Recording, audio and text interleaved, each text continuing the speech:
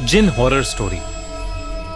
ये दुनिया बहुत बड़ी है और इस दुनिया में दिखने वाली हर चीज ऊपर वाले की देन है।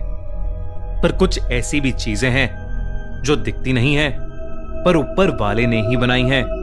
उन्हीं में से एक मायावी जीव है जिन। जिन कहो या जिन्नात, इनके बारे में इस्लामिक रिलीजन में काफी बार बात की गई है। बल्कि अलादीन के चिराग से निकलने वाला जीनी या जिन के बारे में शायद ही कोई होगा जो नहीं जानता होगा। ऐसा माना जाता है कि जिन भी इंसानों जैसे ही होते हैं, मगर ये अपनी अलग दुनिया में रहते हैं और कभी कभी हमारी दुनिया में एंटर भी कर जाते हैं। आज की कहानी 23 साल के इमरान के बारे में है। इमरान 2 साल पहले ही अपना गांव छोड़कर अकेले दिल्ली में रहने आया था। यहाँ वो एक कॉल सेंटर में जॉब करता था और अपनी कमाई का ज्यादातर पैसा घर भेज देता था।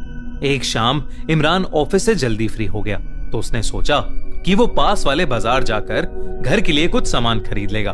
वो अपने घर के लिए एक शोपीस ढूंढ रहा था।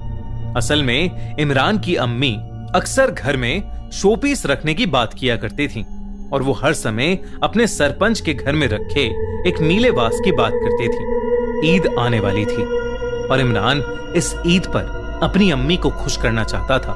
वो उसी नीले वास जैसा एक वास अपनी अम्मी के लिए ईदी के रूप में उन्हें देना चाहता था। पर काफी देर तक बाजार में घूमने के बाद भी इमरान को वैसा कुछ नहीं मिल रहा था। वो थक हार कर मार्केट से निकल ही रहा था, तभी उसकी नजर एक पुरानी सी दुकान पर गई।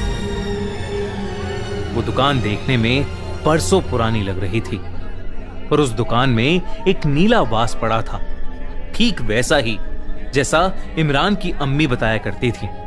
इमरान की खुशी का ठिकाना नहीं था।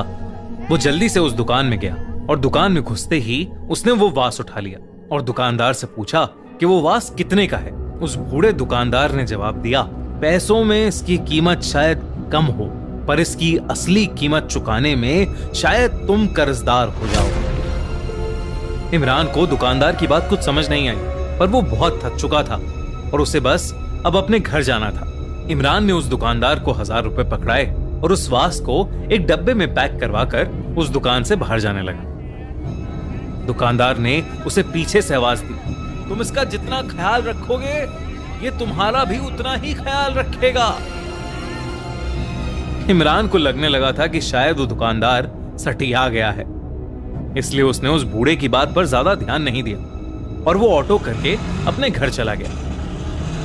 ऑटो से निकलकर जैसे ही इमरान अपने घर के अंदर घुसने लगा, घर की दहलीज पर उसका पैर फिसला और वो उस वास के साथ जमीन पर गिर गया।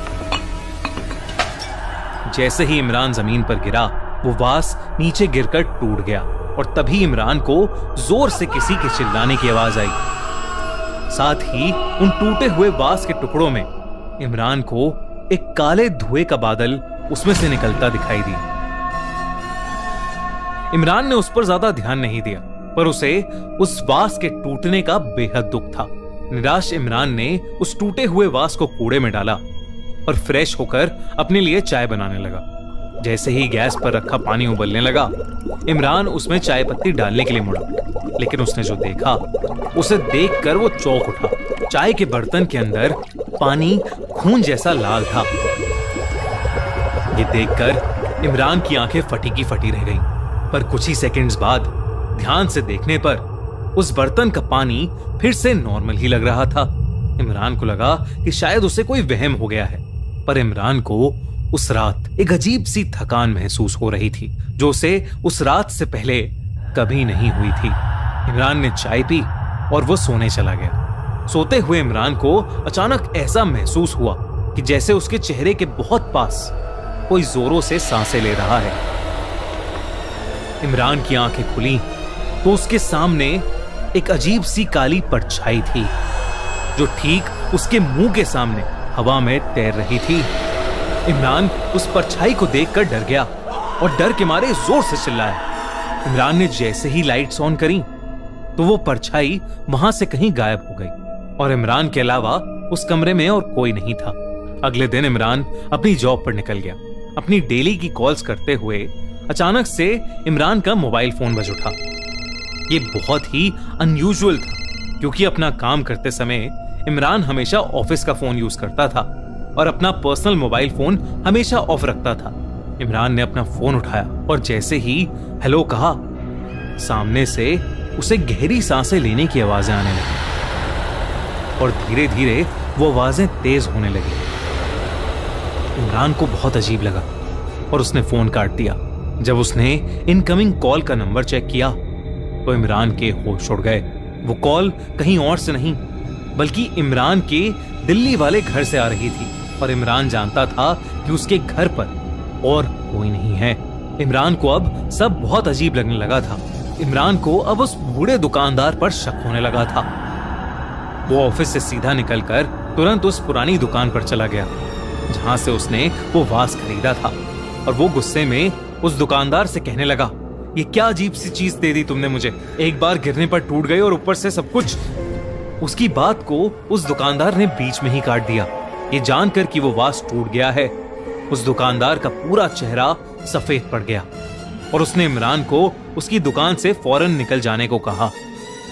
वो इमरान को धक्के मारकर शॉप से निकालने लगा और बार बार वो बूढ़ा दुकानदार सिर्फ एक ही चीज दोहरा रहा था, यहां से चले जाओ तुम, वरना वो आ जाएगा। वो बाहर नहीं आना चाहिए, चले जाओ यहां से, चले जाओ। इमरान को अब बहुत डर लगने लगा था। उसने हाथ जोड़कर उस दुकानदार से पूछा कि आखिर उसके साथ क्या हो रहा है। बहुत विनती करने के बाद उस दुकानदार ने बताया कि उस वास के अंदर पिछले 5000 सालों से एक जिन कैद है। जो भी उस वास को संभाल कर रखता है उसके घर में पैसा आता है और उसकी बरकत होती है। पर उस नीले वास में उस जिन का घर था जिसे इमरान ने तोड़ दिया था। अब वो जिन आजाद है और अब वो किसी को नहीं छोड़ेगा। ये बताते बताते अचानक उस बूढ़े दुकानदार को सांस लेने में तकलीफ होने लगी। ऐसा लगने लगा था कि जैसे कोई उसका गला दबा रहा हो। उसके गले पर इमरान को काले निशान तो दिख रहे थे पर उसे कोई और नहीं दिख रहा था। कभी इमरान की नजर दुकान में रखे एक शीशे पर गई और उसके अंदर जो इमरान को दिखा उसे देख उसका दिल दहल गया। एक काले धुएं से बनी एक आत्मा जिसके बड़े बड़े दांत थे और वो अपने भयानक लंबे हाथों से उस दुकानदार का गला घोट रहा था। इमरान उसे देखकर सीधा वहां से बाहर भागा। वो उसी समय अपना शहर छोड़कर अपने गांव वापस जाना चाहता था। वो अपना सामान लेने जैसे ही घर पहुंचा तो उसने देखा कि उसकी अम्मी दरवाजे पर खड़ी है। इमरान ने अपने घर का दरवाजा खोला और अपनी अम्मी को अंदर ले आया, लेकिन कुछ ही पलों में इमरान फूट फूट कर रोने लगा और उसने अपनी अम्मी को गले लगा ली। लेकिन जैसे ही इमरान की नजर अपने लिविंग रूम के शीशे पर गई उसकी रूह ही कांप गई। इमरान जिसे गले लगा रहा था वो उसकी अम्मी नहीं बल्कि वही भयानक जिन था, वही डरावना जिन। इमरान को देखकर वो जिन बहुत ही भयानक ढंग से हंसने लगा और इमरान कमजोर पड़ने लगा। ऐसा लग रहा था कि वो जिन इमरान के अंदर से उसकी जान खींच रहा है। उधर इमरान की अम्मी उसे फोन मिलाए जा रही थी लेकिन उसका फोन लग ही नहीं रहा था। जब 2 दिन तक इमरान की कोई खबर नहीं आई तो उसकी अम्मी ने इमरान के बड़े भाई को उसे देखने दिल्ली भेजा। जब उसका बड़ा भाई वहां पहुंचा तो उसके रोंगटे खड़े हो गए। इमरान का पूरा शरीर नीला पड़ चुका था और इमरान की सांसें बंद हो चुकी थी। मतलब साफ था, इमरान की मौत हो चुकी थी और उसकी बॉडी के पास टेबल पर वही नीला वास रखा था, एकदम सही सलामत। उस पर एक भी खरोच नहीं थी। दोस्तों, आपको क्या लगता है, क्या जिन सच में एग्जिस्ट करते हैं?